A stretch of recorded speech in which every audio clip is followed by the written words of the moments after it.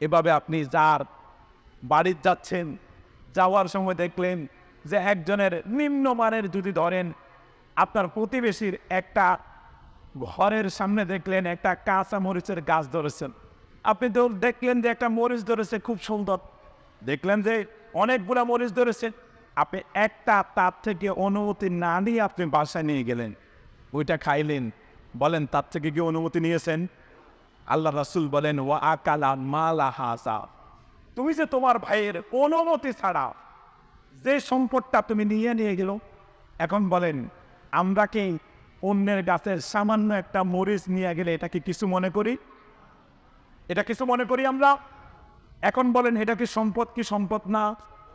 আপনারা তো সব কিছু বুঝেন, সব কিছু নিয়েই আপনারা গবেষণা করেন।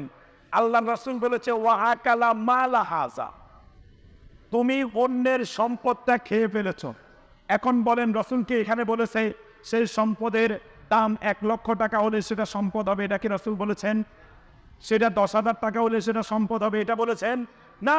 সেটা যদি 10 পয়সাও হয় তাহলেও সেটা সম্পদ হিসেবে পরিগণিত হবে। এখন ওই 10 পয়সার জন্য আপনি কিয়ামতের ময়দানে আপনি চোর হিসাবে দাঁড়িয়ে যাবেন। কত টাকা আপনি দুনিয়ায় রেখে এসেছেন, কত সম্পদ আপনি দুনিয়াতে ছেড়ে দিয়েছেন, কিন্তু আপনার 2 হাতে চোরের রশি দিয়ে আপনাকে বাঁধা হবে। কিয়ামতের ময়দানে লক্ষ কোটি উম্মতে মুহাম্মদের সামনে আপনাকে চোর হিসাবে ঘোষণা করা হবে। শুধু কি ঘোষণা করা হবে, আপনার দুনিয়ায় কৃত নেক আমলগুলা, রোজা হজ যাকাত থেকে আপনার আমলগুলা, যার সম্পদটা আপনি মেরে দিয়েছিলেন তাকে দিয়ে দেওয়া হবে। হাজিরিন, যার নামে আপনি গীবত করেছিলেন, সমালোচনা করেছিলেন, ওই মানুষটা জানেও না, শুনেও নাই দুনিয়াতে, কিন্তু আল্লাহর সামনে দাঁড়িয়ে বলবে আল্লাহ আপনার রাসূল বলেছিল আমার ইজ্জত, আমার ইজ্জত, আমার ইজ্জত আমার ভাইয়ের কাছে হারাম ছিল, আমার ইজ্জত হানি করা আমার ভাইয়ের উপর হারাম ছিল, কিন্তু সে আমার পিছনে একটা কথা বলেছে, সমালোচনা করেছে, যেটাকে আপনি হারাম সাব্যস্ত করেছিলেন। আল্লাহ আমি তো তার সেই বিচারটা দুনিয়ায় পাই নাই, আজকে আপনার থেকে নিতে চাই। হাজরিন, তখন আল্লাহ বলবেন হ্যাঁ আমি তো কোরআনে লা ইয়াগতাব বা'দুকুম বা'দা, তোমাদের একে অন্যের উপরে গীবত করা, সমালোচনা করা, এটাকে আমি হারাম সাব্যস্ত করেছিলাম।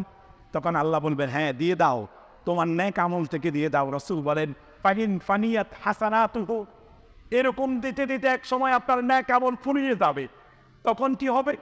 আরেকজন দাঁড়িয়ে বলবে আল্লাহ এখনো আমারটা বাকি আছে, হিসাব এখনো আমারটা বাকি আছে। কারণ বলবেন হুজুর এত হিসাব কোথায় থেকে?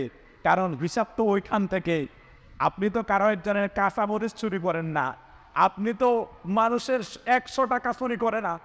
দেখবেন 10 টাকা যদি রোডের মধ্যে পাওয়া যায়, 50 টাকা যদি রোডে পাওয়া যায়, তখন ওইটা নিয়ে দেখায় এইটা কার টাকা, কার টাকা, লোক খুঁজে। কিন্তু বলেন 1000 টাকার নোট পাওয়ার পরেও ওই টাকাটা নিয়ে হাতে তুলে মানুষ খুঁজে, এরকম লোক খুব কম না? কথা বুঝেন নাই আপনারা? ওই রকম লোক খুব কম না? আমরা কি চুরি করতে, আমরা তো বলি কি খাইলে খাবো, বেশি করে খাবে, চুরি যখন করি তাহলে ভালো করে চুরি করবো। তা আপনি যে চুরিটা করলেন ভালো করে করলেন, আপনি 37,000 কোটি টাকা আপনি মেরে দিয়েছেন, আপনি কি চিন্তা করেছেন কার টাকা মেরে দিয়েছেন? আল্লাহ বলেন দুনিয়ায় তোমার ক্ষমতা ছিল, পাওয়ার ছিল, সেজন্য চুরি করার সময় বড় পুকুর চুরি করে দিয়েছ তুমি। 37,000 কোটি টাকা কেন, 37 পয়সায় তুমি চুরি করো, সেটার হিসাব দিয়ে আজকে তোমাকে জান্নাতে যাওয়া লাগবে। তা আপনি যে বড় রকমের চুরি করেছেন, আপনি যে বলেছেন যে চুরি করলে ভালো করে করবো, তো লাখ টাকা চুরি করেছেন, 1000 টাকা চুরি করেছেন, কোটি টাকা চুরি করেছেন, ওই কোটি টাকার জাররা জাররা হিসাব আপনাকে দিতে হবে। রাসূল বলেন ওই হিসাব দিতে দিতে তার একদিন হাসানাত গুলা, তার ভালো আমলগুলো শেষ হয়ে যাবে। তখন কি হবে? আরেকজন তো বলবে যে আল্লাহ আমার এখনো হিসাব বাকি আছে, এখনো আপনি হিসাব মিটমাট করিয়েন না, আমার হিসাব বাকি আছে। তখন আল্লাহ বলবে ওখিজা মিনস ফাতায়াহুম, তখন বলবে আমার এই বান্দা তো অসহায় হয়ে গেল, আর কিছুই নাই, এখন কি দিবে তোমাকে? সে বলবে আল্লাহ আমার বদির পাল্লাটা, আমার পাপের পাল্লাটা একটু ভারী আছে, আজকে যদি সেটা সহজ করতে পারি আমার জন্য সহজ হবে, আমার পাপটা ওকে দিয়ে দেন। রাসূল আল্লাহ রাব্বে কারীম বলবেন, হ্যাঁ ঠিক আছে, পাপের বোঝা তো তাকে দেওয়া যায়। তখন আপনার চুরিকৃত টাকা পরিমাণ হিসাবে, আপনার গীবতের পরিমাণ হিসাবে আপনার উপরে অন্যের যার গীবত করেছিলেন তার সেই গীবতের পরিমাণ হিসাবে আপনার উপর তার পাপগুলাকে যখন চাপিয়ে দেওয়া হবে, বলেন আপনার প্রথমেই তো আপনার ন্যাক আমলগুলো শেষ হয়ে গেল। যে ন্যাক আমল দিয়ে আপনি কোথায় যাইতে লাগলেন? জান্নাতে যেতে লাগলেন। এখন যখন আপনার ন্যাক আমলের থলেটা যখন পুড়িয়ে গেল, এখন যখন আবার অন্যের পাপগুলা যখন আপনার ঘাড়ে চাপিয়ে দেওয়া হলো, এখন বলেন আপনার থলেতে আর কোনো ন্যাক আমল আছে? কথা বলেন, কোনো ন্যাক আমল আছে? এখন কি আছে? এখন পাপ আছে। নামাজ পড়ার কারণে ওইতে পাঁচ ওয়াক্ত নামাজ পড়েছেন, মানুষ আপনাকে নামাজি বলল। আপনি হজ করেছেন, মানুষ আপনাকে হাজি বলল। আপনি যাকাত দিয়েছেন, মানুষ আপনাকে দানশীল বলল। আপনি হজ করার কারণে হাজি বলল, নামাজ পড়ার কারণে আপনাকে নামাজি বলল। মানুষ আপনাকে দুনিয়ায় দরবেশ বলল, মানুষ আপনাকে পীর বলল, মানুষ আপনাকে একজন হক্কানি মানুষ বলল, মানুষ আপনাকে দুনিয়ায় আপনি জান্নাত পাবেন এই আশা পোষণ করলো। আল্লাহ তো আপনাকে দিয়ে দিল, কিন্তু ধরাটা আপনি কোথায় খেয়ে গেলেন? ওই যে রাসূল বলেছেন, ওয়াকাদ শাতামা নাজা, আপনি অন্যের ইজ্জতটাকে আপনি লুণ্ঠন করেছেন, ওই জায়গায় আপনি ধরা খেয়ে গেলেন। তখন ওই যে জান্নাতে প্রবেশ করে করে ওই মানুষটা এখন আল্লাহ বলবে, চেয়ে দেখো তার কি কোনো পুণ্য আছে কিনা, তার কোনো নেক আমল আছে কিনা। ফেরেশতারা বলবে, আল্লাহ তার তো সব কিছু শেষ হয়ে গেছে। তখন বলবে, দেখো এর এখন কি আছে? বলে, আল্লাহ ওর এখন কাঁধে পাপের বোঝা আছে। তখন আল্লাহ বলবে, পাপের বোঝা নিয়ে কোনো মানুষ জান্নাতে প্রবেশ করতে পারবে? কথা বলেন, পাপ নিয়ে কেউ জান্নাতে যেতে পারবে? তো বলেন, পাপের অধিকারীকে আল্লাহ বলবে, দা এই নিকৃষ্ট মানুষটাকে জান্নাতে নিক্ষেপ করে দেব। না, নাউযুবিল্লাহ, আমরা আশ্রয় চাই আল্লাহর কাছে। হাজরি, তাহলে দেখেন, নামাজ, রোজা, হজ, যাকাত সৎ করে যে মানুষটা জান্নাতে পা দিচ্ছে অবস্থা, ওই মানুষটা এখন কি হয়ে গেল? জাহান্নামে হয়ে গেল। কি কারণে? দুনিয়ায় মানুষের হক যথাযথভাবে আদায় না করার কারণে। মানুষের হক কি? আপনি মানুষের সমালোচনা করেছেন, মানুষের হক নষ্ট করেছেন।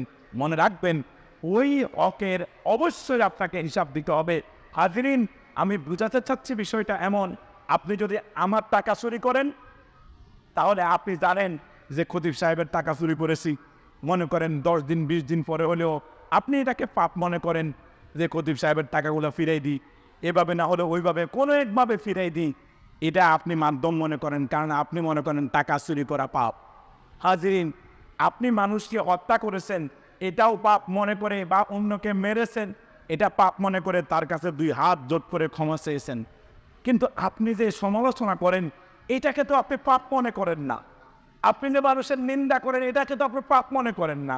আসুন না দেখি একবার, যে গীবতের কারণে আপনি কিয়ামতের ময়দানে ধরা খেয়ে যাবেন, যে গীবতটা জানাচ্ছ নিকৃষ্ট, যেই গীবত করাটা আল্লাহর কাছে সুদেচ্ছেও নিকৃষ্ট।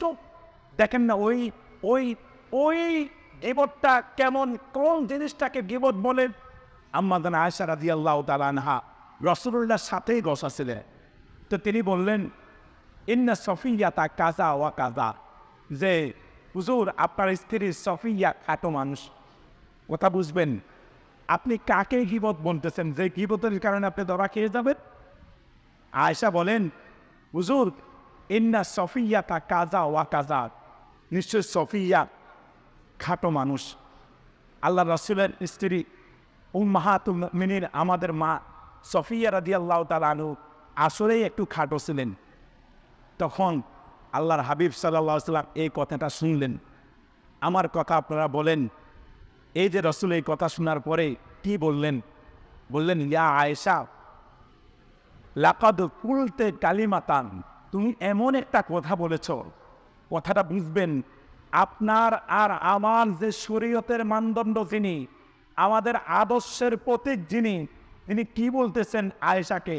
বললেন, ইয়া আয়েশা, লাকাদ কুলতে কালিমাতান, তুমি এমন একটা কালিমা, এমন একটা কথা বলেছ, লাউ মুজিজাত বিমাইল বাহরে লামাসাজাতহু, যদি তোমার এই একটা কথা, এই একটা কথাকে, যে সমুদ্রের কোনো এই কিনার আছে তো ওই কিনার নাই, যে সমুদ্রের উপরে পৃষ্ঠের পানি আছে তো তলদেশের পানি পর্যন্ত খুঁজে পাওয়া যায় না, ও আয়েশা, আমি রাসূলুল্লাহর কাছে এই তোমার বলা কথাটা এত পাপ মনে হচ্ছে, তোমার এই একটা কথাটাকে যদি আমি সাগরে নিক্ষেপ করে দিই, লাবুসিজাত বিমাইল বাহারি, পানির মধ্যে জোরে ছেড়ে দে, আমার কাছে মনে হচ্ছে তুমি এত বড় পাপ করেছো যে তোমার এই পাপের কারণে সমস্ত সমুদ্রের পানিগুলা নোংরা হয়ে যাবে। বললেন সুবহানাল্লাহ।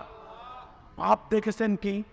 আপনি যদি খুঁজে দেখেন সফিয়া রাদিয়াল্লাহু তাআলা আনহুর জীবনী, এটা আসলে একটু খাটো ছিলেন। তো বলেন আয়েশা রাদিয়াল্লাহু তাআলা আনহু কি সত্য বলেছেন নাকি মিথ্যা বলেছেন? কথা সত্য বলেছেন, কিন্তু রাসূল বলেন তুমি তার পিছনে বলেছ, এটাকে গীবত বলা হয়। হাজরিন, আপনি একজন মানুষকে বললেন চোর বললেন। দেখেন যেই জিনিসটা আমি আপনাকে বারংবার ঘুরাই ঘুরাই বলতেছি, কি জন্য যেন আপনার ব্রেনে ঢুকে, যেটা জেনাচ্ছেও নিকৃষ্ট, যেটা জেনাচ্ছেও নিকৃষ্ট, যেটা শুভেচ্ছ কঠিন থেকে কঠিন পাপ, যেটার কারণে কিয়ামতের ময়দানে আপনার ন্যাক আমলগুলা দিয়ে দেওয়া লাগবে, যেটার কারণে আপনার ন্যাক আমলগুলা নষ্ট হয়ে যাবে, ওই পাপটা কেমন? রাসূল বললেন আতাদরুনা মাল গীবা ইয়া আসহাবি, ও আমার সাহাবীরা জানো গীবত কাকে বলে? সাহাবীরা বললেন আল্লাহু ওয়া রাসূলুহু আলাম। হুজুর আপনি বলে দেন, আল্লাহ আর আপনি ভালো জানেন। রাসূল সাল্লাল্লাহু আলাইহি ওয়াসাল্লাম বলেন যুকিরা যিকরাকা আফাকা বিমা ইয়াকরাহু, তোমার ওই কথাটাই হচ্ছে গীবত, তোমার ওই কথাটাই হচ্ছে সমালোচনা, যেটা তুমি তোমার ভাইয়ের পিছনে করেছ, তোমার ভাই যদি শুনতো তাহলে সে কষ্ট পেত। যিকরাকা আফাকা বিমা ইয়াকরাহু, তোমার ভাইয়ের এমন কথা যেটা তুমি তার পেছনে বলেছ, যেটা শুনে সে কি কষ্ট পেত। হাজরিন, সাহাবী বললেন ইয়া রাসূলুল্লাহ, আমি যেটা বলেছি সেটা যদি আমার ভাইয়ের কাছে থাকে, কথা বুঝিয়েন। সাহাবী কি বলল?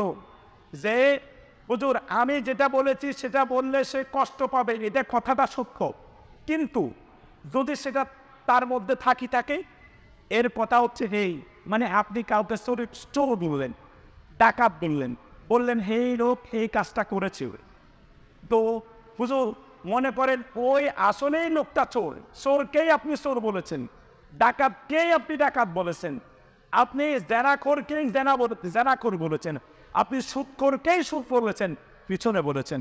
রাসূল বললেন, রাসূলুল্লাহকে জিজ্ঞাসা করা হলো হুজুর সে যদি সত্যিই এই কাজটা করে থাকে তাহলে কি সেটা গীবত হবে? রাসূল বললেন যেটা তুমি বলেছ সেটা যদি তোমার ভাইয়ের মধ্যে থাকে ফাকাদির তাবতাবু, তাহলে তুমি গীবত করলে, যদি সেটা তা ওয়াইল্লাম ইয়াকুন ফিহি, যদি সেটা তার মধ্যে না থাকে ফাকাদ বাহাত্তাহু, তাহলে সেটা তো শুধু গীবত না, সেটা অপবাদ হলো, সেটা তার চেয়ে মহাপাপ। তো হাজরিন, এই কথা থেকে আমরা কি পেলাম? এই সংজ্ঞা থেকে রাসূলুল্লাহর এই পরিচয় থেকে আমরা কি পেলাম? গীবত কাকে বলে? আপনি চোরকে চোর বলেছেন, পিছনে বলেছেন, এটাকেই বলা হয় গীবত। এখন বলবেন হুজুর চোরকে চোর বলেছে কি হয়েছে? কারণ ওই চোরকে চোর বলার ক্ষমতা আপনার নাই। আপনি কেন তাকে চোর বলবেন? সে চুরি করেছে, আল্লাহ বিচার করবে না? কথা বলেন, আল্লাহ বিচার করবে না? সে ডাকাতি করেছে, আল্লাহ বিচার করবে। সেই পাপ করেছে, আপনাকে তো বলার জন্য দুনিয়ায় পাঠানো হয় নাই, আপনাকে বিচার করার জন্য তো দুনিয়ায় পাঠানো হয়েছে না। আপনি বিচার করার কেউ না, বরং বিচার করবে কে? আল্লাহ। বরং আপনার এই সমালোচনা দ্বারা ওই বান্দাটা যে সমাজের মধ্যে কলুষিত হয়ে যাচ্ছে, তার চরিত্রটা মানুষের কাছে খারাপ হয়ে যাচ্ছে, বলেন এই মানুষটা এখন তার মুখ দেখাতে লজ্জা পায়, সে ভালো হওয়ার জন্য, ভালো হওয়ার পথটা তার জন্য কঠিন হয়ে যায় আপনার সমালোচনা করার কারণে। এজন্য রাসূল সাল্লাল্লাহু আলাইহি ওয়াসাল্লাম বলেছেন গীবত তাকে বলে যেটা তোমার ভাইয়ের আছে সেটা যদি তুমি তার পিছনে পড়ো, এটাকে বলা হয় গীবত।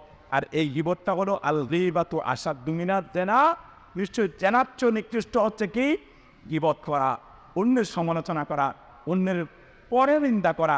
হাজরিন, যেটা আমরা হামেশা করে থাকি, এজন্য মুখ থেকে কথা বের করার সময় খুব সাবধান, মুখ থেকে কথা বলার সময় খুব সাবধানতা অবলম্বন করবেন।